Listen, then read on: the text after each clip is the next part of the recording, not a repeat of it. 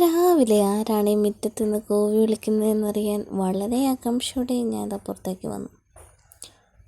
ഓഹോ, അപ്പം നിങ്ങളായിരുന്നല്ലേ എന്നെ ശല്യം ചെയ്തുകൊണ്ടിരുന്നത്.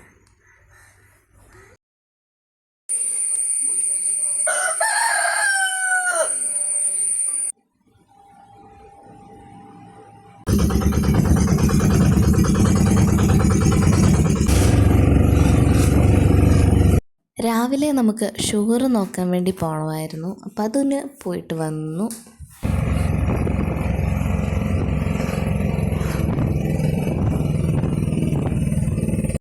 വീട്ടിൽ വന്ന ഉടനെ നമ്മൾ ഫുഡ് കഴിക്കുകയാണ്. അപ്പോൾ ഗോതമ്പ് ദോശയും മുളക് ചാലിച്ചാണുള്ളത്. എൻ്റെ നാത്തൂൻ ഇവിടെ ഉണ്ടായിരുന്നു, ദേവൻ്റെ കുഞ്ഞാൻറ്റി. അപ്പോൾ കുഞ്ഞാൻറ്റി എല്ലാം പ്രിപ്പയർ ചെയ്ത് നേരത്തെ വെച്ചു. ഞാൻ സാധാരണ വീട്ടിൽ ഞാൻ തന്നെ ഉള്ളതുകൊണ്ട് ഞാൻ അവിടെയല്ലേ പോയിട്ട് വരുമ്പോൾ ഒന്ന് വെള്ളം എടുത്ത് തരാൻ പോലും, ഒരു ഗ്ലാസ് കാപ്പി തരാൻ പോലും ആരുമില്ലല്ലോ ദൈവമേ എന്നൊക്കെ ഓർക്കാറുണ്ട്. But luckily I got here today.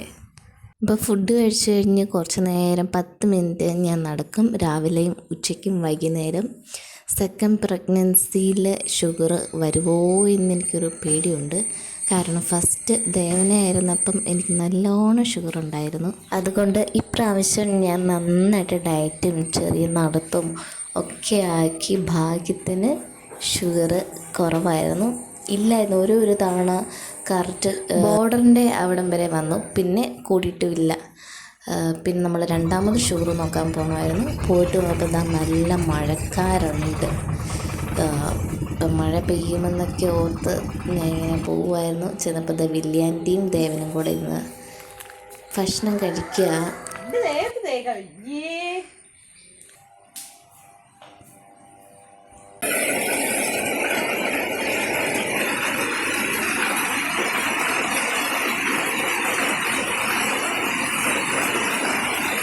വിചാരിച്ച പോലെ നല്ല മഴയൊക്കെ പെയ്തു. അപ്പോൾ വന്നപ്പോഴും ഞാൻ കഞ്ഞി ഇട്ടു. ഇനിയും കഞ്ഞി ഇട്ടില്ലേ ശരിയാകത്തില്ല. പിന്നെ ദേവനെ കുളിപ്പിക്കുകയൊക്കെ ചെയ്ത് ഒരുക്കുകയാണ്. അങ്ങനെ മഴയൊക്കെ നന്നായിട്ട് മാറി.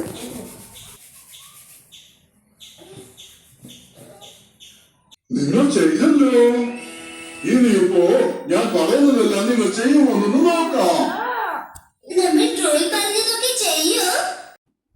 അങ്ങനെ ഡോറാബുച്ചൊക്കെ കണ്ട് ഞങ്ങളിതാ ചോറ് കഴിക്കാൻ പോവാണ്. ചോറൊക്കെ ഉണ്ട്. നമ്മൾ നടത്തൊക്കെ കഴിഞ്ഞ് ക്ഷീണിച്ചു, അതുകൊണ്ട് കിടക്കുന്നു. കുറച്ച് നേരം ഉറങ്ങി. അത് കഴിഞ്ഞിതാ ഞങ്ങൾ ദേവനെയും കൊണ്ട് മുടി വെട്ടാൻ വേണ്ടി പോവാണ്.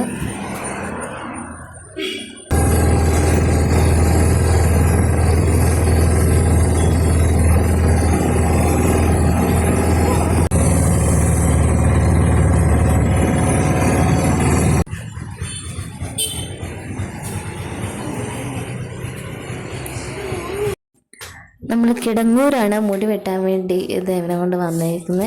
അപ്പോൾ അവനിങ്ങനെ കസേരയിലിരുന്ന് ഇതൊക്കെ എന്തൊക്കെയാണെന്നൊക്കെ ഇങ്ങനെ നോക്കുന്നു. അപ്പോൾ ഞാൻ ഏകദേശം മനസ്സിലായിന്ന് തോന്നുന്നു. എൻ്റെ തലമുടി ഇന്ന് വെട്ടിക്കളയുന്നു. അങ്ങനെ മുടിയൊക്കെ കുറച്ച് കഷ്ടപ്പെട്ട് തിരിഞ്ഞും മറിഞ്ഞും നടന്നൊക്കെ വെട്ടി. അവൻ്റെ വലിയാൻ്റെ അടുത്തിരുന്ന് ഭയങ്കരമായ ഇൻസ്ട്രക്ഷനൊക്കെ കൊടുക്കുന്നു. എന്നാലോ എനിക്കറിയാവുന്ന പോലെ ഞാൻ വെട്ടുമെന്നും പറഞ്ഞ് കടക്കാരൻ ചേട്ടൻ എന്തൊക്കെയോ വെട്ടി.